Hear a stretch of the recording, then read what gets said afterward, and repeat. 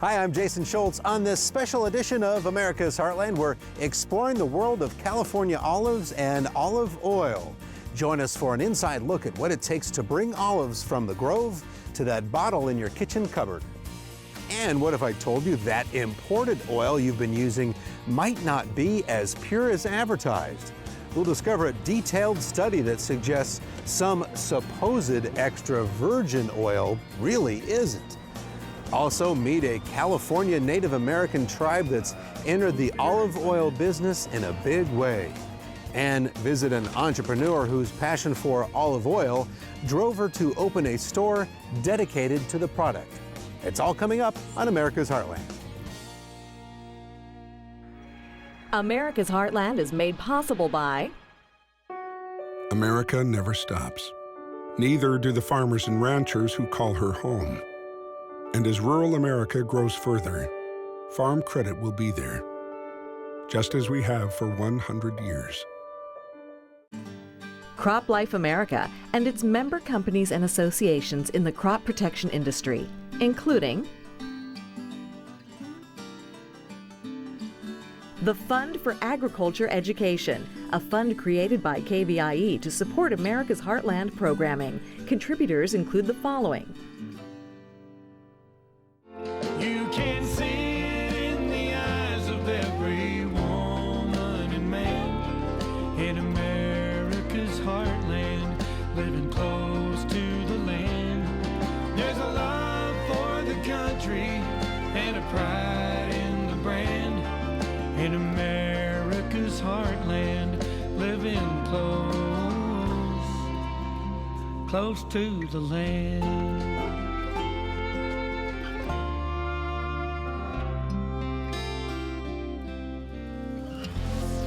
Olive oil is becoming increasingly popular in the U.S. as more consumers discover its health benefits and new ways to use it in their recipes. Here in California, farmers are racing to meet the demand and carve out a larger share of the huge worldwide market for olive oil. Let's start with one of the most successful, the Cordo Olive Farm in Northern California. That's where the Cordopaci family has been growing tomatoes, cherries, and other goods for almost a century. Not long ago, they decided to further embrace their Italian-American heritage and press their luck with olives. Olive oil has been produced in California for a long time, but not in a significant way. The California producers combined make up less than 5% of the olive oil consumed in this country. So 95% or more of what we consume is imported from overseas. Do I believe California has the land, the resources, the ability to grow fabulous oil to a much larger degree? Yes. We decided to get into it in a much more significant way and produce a quality olive oil on a large enough scale that we could provide California oil to the rest of the nation. Cordo Olive Oil President Brady Whitlow married into the Cordopaci family, a family whose interest in olives dates back to their roots in Europe. My wife's grandfather, Amerigo, came to this area, the Lodi area, in the early 1920s from Lucca, Italy. He was a farmer. His oldest son, Dino, took to farming from the time he was a little boy and never gave it up. One of the things that caused us as a family, Dino as a visionary, to say, I'm all in, is a unique method of planting and harvesting olives. We call it vineyard-style planting. In contrast to traditional European-style groves with large trees, olives here grow in tightly packed rows. This allows closer connection with the fruit. Grape-style harvesters will pull off the olives at the peak of flavor. From there, it's off to milling and into climate-controlled storage tanks. So after it's pressed, before it gets bottled or boxed, it's got to sit in these tanks for a little bit, huh? That's right. This is our finished goods, if you will, and it's as important, if not more important, than ensuring we get that fresh oil out of those freshly picked olives. And in these tanks, we blanket the oil with nitrogen so that it's not exposed to oxygen that breaks it down. To us, the most important part here is to keep the oil away from heat, light, and oxygen. The tanks here stand 4 stories tall. Each contains some 30,000 gallons of olive oil. It sounds like a lot, but it's just a drop in the bucket compared to olive oil production in Europe. As much as we're growing and enjoying planting more olives, we're still a teeny fraction of the consumption of olive oil in this country. Just as production is evolving in California's olive oil industry, so too are the steps being taken by the Cortopassi family. A good analogy for oil today and where we are, we're sort of where the coffee business was 30 years ago, before the advent of Starbucks coffee and big, bold, flavorful coffee. So we've got to convince our growers that this is a good bet, a good future for them. And we're doing that.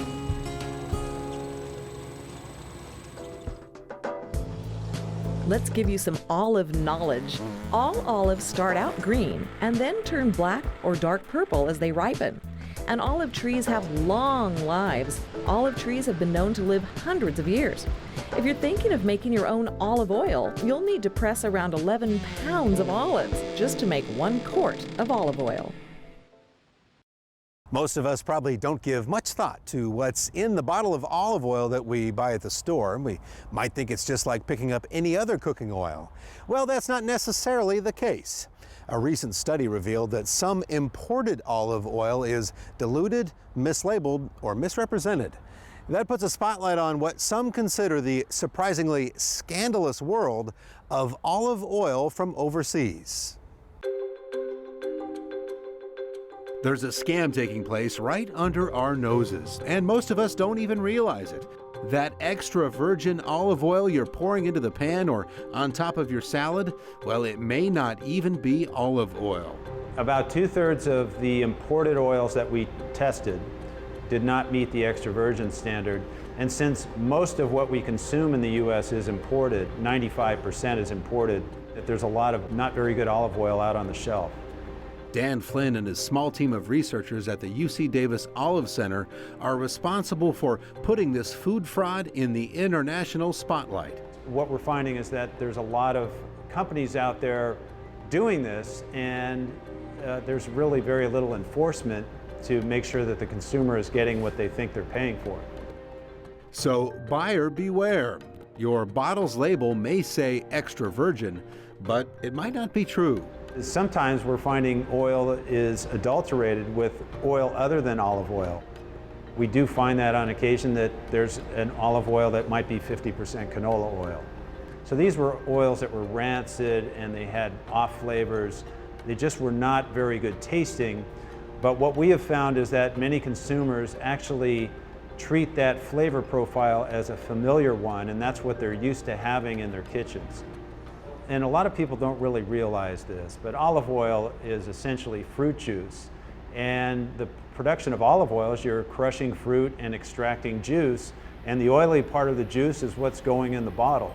But not all of the olive oils are created equally, and there are different grades of olive oil. What they're going to see at the supermarket are 3 different types. There's extra virgin, there's an oil labeled as pure, and there's an oil labeled as light. The pure and the light oils are primarily refined olive oils. They don't have a lot of flavor. You're just basically getting a fat to use for cooking. Extra virgin, on the other hand, is the top grade of olive oil. It doesn't go through that very involved refining process. It's just crushing fruit and extracting the juice. It could be very fruity and very complex, almost like a wine could be described. In the meantime, Dan and his team still have a lot more work to do, but they hope through their research and education to one day revolutionize the olive industry. Our goal is to come up with faster, better, and cheaper methods to evaluate the quality of olive oil and to create the conditions where the consumer does not have to wonder about the quality of the oil on the shelf, that they're confident if it says extra virgin, that there are no defects in the oil. UC Davis had a huge impact on the California wine industry and really put it on the map internationally, and that's our ambition to do for olives. Tracking down counterfeiters' olive oil is worthy of a Sherlock Holmes adventure. European officials say that profits from counterfeit olive oils are on a par with drug trafficking. And it's a crime with a long history. In the 24th century BC, one Middle Eastern king hired inspectors to prevent olive oil fraud. Today, Italy continues to battle olive oil cheats with specially trained officers who use their sense of smell to detect fraudulent oils. In 2008, 400 officers took part in Operation Golden Oil, cracking down on the illegal activity. Fortunately, Dan Flynn and his team have some allies out there who are spreading the word about mislabeled olive oil.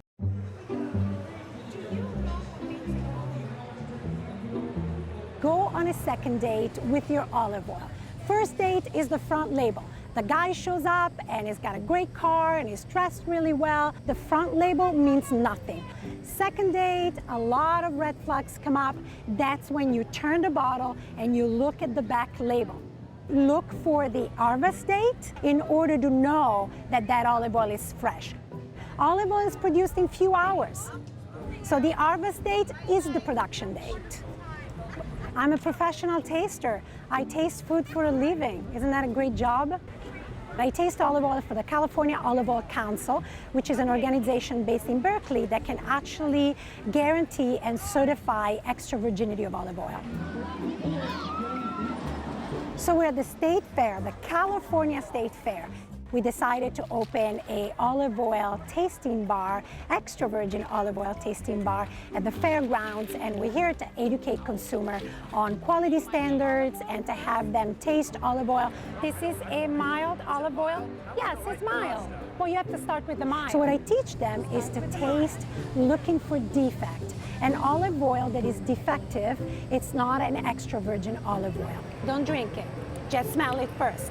Defect can go from rancidity to fustiness. If I tell you, for instance, rancidity is the smell of wax or candles. Fustiness is the smell of pig farm or dirty gym clothes. That kind of sparkles something in your imagination. If you can smell anything like that in the olive oil, that means that an olive oil, it's not of high quality, it's not extra virgin, and doesn't have a health benefit for you. I'm not hungry anymore. Dirty sock, you know the difference, and the reaction is, oh yes, you're right, I can really smell it, or I can really taste it, and wow, this is a world that I had no idea. Please teach me more. Take this and smell it. I'm working on the next generation. I teach kids, they are the best. They're just fascinated by everything and anything. I think what makes olive oil so interesting, it's what makes wine so interesting. You have about 500 varieties of olives in the world, and they're all very different. And you can have blends, very much like wine. So when you have an olive oil that tastes buttery, nutty, or tomato leaves, that makes a difference in what you're cooking. Sit down, be in the moment, be aware when we eat and taste everything and anything. And olive oil is just part of that experience of cooking together with family, with friends. That's all I want. Olive oils have long been used in beauty regimens. Some swear by olive oil as a makeup remover, hair conditioner, and skin moisturizer. And olive oils have their cheerleaders when it comes to health benefits. The monounsaturated fats in the oil have been shown to be helpful in lowering cholesterol and improving diabetic insulin levels. But doctors say, even though it's good for you, olive oils are high in calories, so use them in moderation.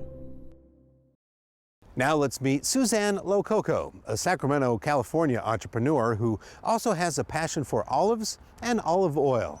So passionate, in fact, she gave up her full-time job to open a store where folks can come in and pick out a variety of olive oil blends and other products. And yes, there are free samples. I visited Suzanne's store to get a first-hand experience. Welcome to Villa Sicilia. We're going to do a private tasting today. We specialize in ultra premium extra virgin olive oil.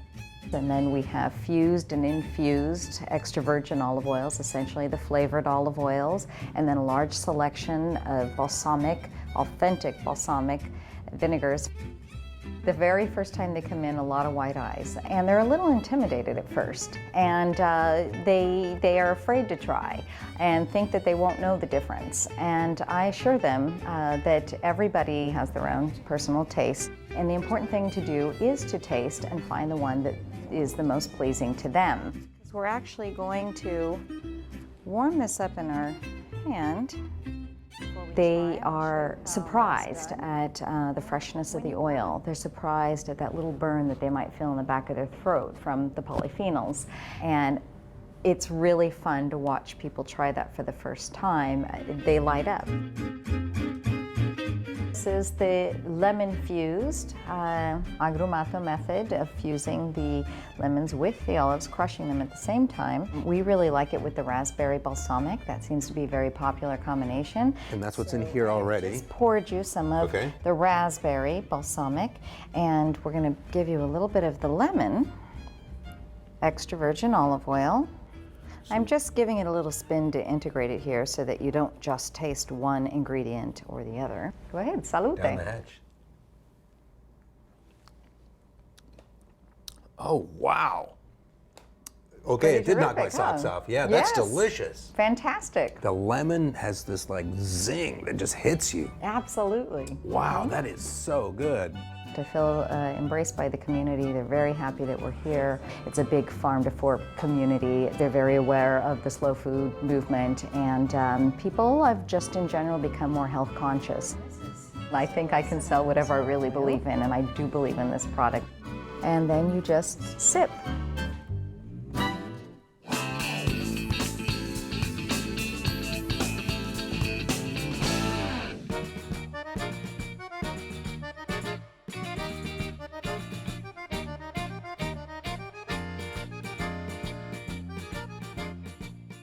Let's create a dish that uses olive oil as a star ingredient. I'm making one of my favorite appetizers, bruschetta, and it comes together really fast. So the first thing we want to prepare is our tomatoes.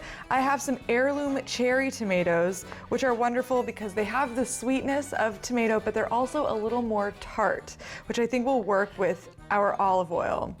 For this dish, I am using extra virgin unfiltered olive oil because I really want to bring out the bitter, fruity flavor of the olives with this dish. When you cook olive oil, so if you're sauteing or cooking something in the oven, you lose a lot of that fruity flavor. So when I am serving olive oil raw, uncooked, I like to use the fruitiest, slightly bitter olive oil I can find. Heirloom tomatoes are also really nice in this dish because of all of their different colors. It's going to look really pretty. We'll get these tomatoes into our bowl. And now we'll add our herbs. I have some basil here. Of course, classic combination with tomatoes and olive oil. And some fresh oregano. And it doesn't have to be perfect. Give these a quick chop. So we'll get a bit of basil and a little bit of oregano in every bite.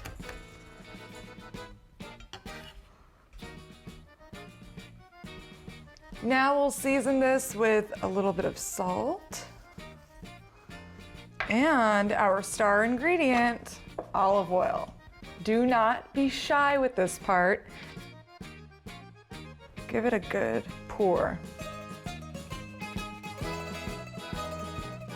Whenever I have people coming over and I don't know what to serve, this is my go-to. And there are a lot of fun ways you can vary it up, so I'll show you one of my favorite variations here. I already toasted some sliced bread right here, and to put this dish together, because now all that's left is the assembly, I'm spreading a little bit of fig jam on the bottom of each slice. Just enough so that you get a hint of sweetness. And now, we're adding a little bit of burrata cheese to these. I love burrata as an alternative to mozzarella cheese because it's so creamy.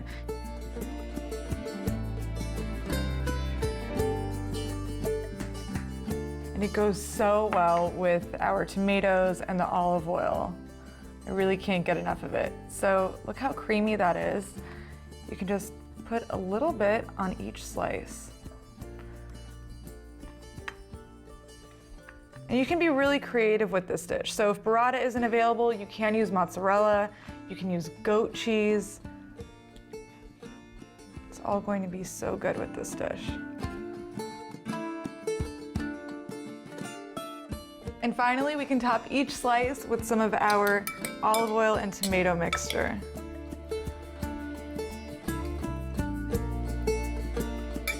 And that's it, a simple, easy dish that highlights the rich, fruity flavor of olive oil. And now all that's left to do is eat.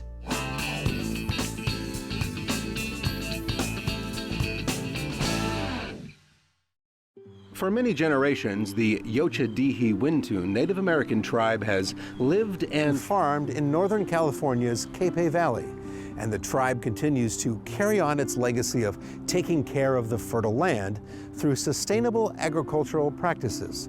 One of their newest crops, olives.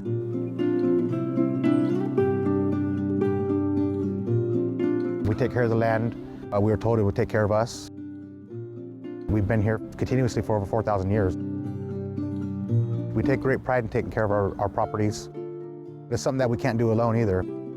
James Kinter is the tribal secretary for the Yocha-Dihi Wintun Nation. He works closely with Jim Edders, who oversees all their agricultural operations, as well as building their Seca Hills brand. They really wanted a brand name that connected their Patwin language and the land. And Seca is Patwin for blue, and the Blue Hills lie along the west side of the Capay Valley. The tribe farms over 10,000 acres of land in the heart of the valley, with 124 of those acres devoted to growing olives. Western Yolo County really has the ideal Mediterranean climate, and the heat we get here in the Capay Valley during the summer produces really big flavors. We felt that it was a crop that was good for the environment out here. It's good for the soil. It's drought tolerant as well, unlike nut trees that were in the area before. Like the Cortopassi family, a majority of their trees are planted extremely close together, what they and others call super high density planting. And it takes a certain type of olive to not only handle the compact conditions, but be able to produce a quality oil.